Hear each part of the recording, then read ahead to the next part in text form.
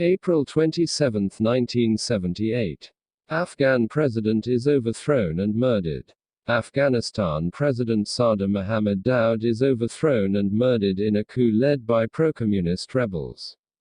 The brutal action marked the beginning of political upheaval in Afghanistan that resulted in intervention by Soviet troops less than 2 years later. Daoud had ruled Afghanistan since coming to power in a coup in 1973.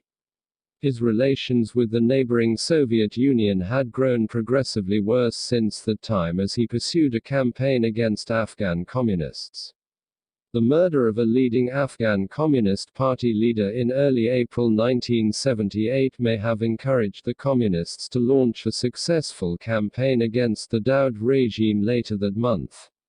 In the political chaos that followed the death of Daoud, Nur Muhammad Tariki, head of the Afghan Communist Party, took over the presidency.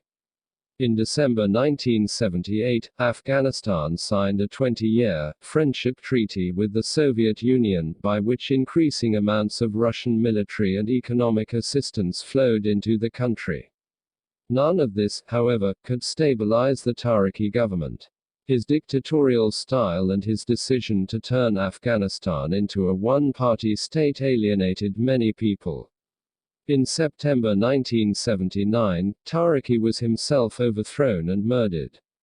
3 months later, Soviet troops crossed into Afghanistan and installed a government acceptable to the Russians, and a war between Afghan rebels and Soviet troops erupted. The conflict lasted until Russian leader Mikhail Gorbachev withdrew the Soviet forces in 1988. In the years following the Soviet intervention, Afghanistan became a Cold War battlefield.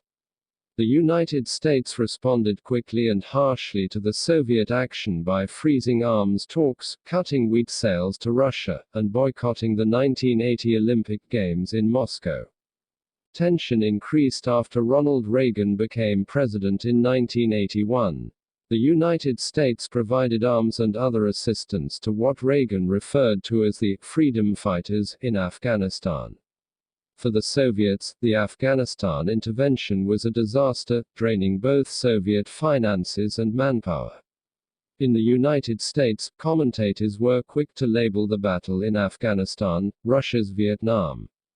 Copyright History.com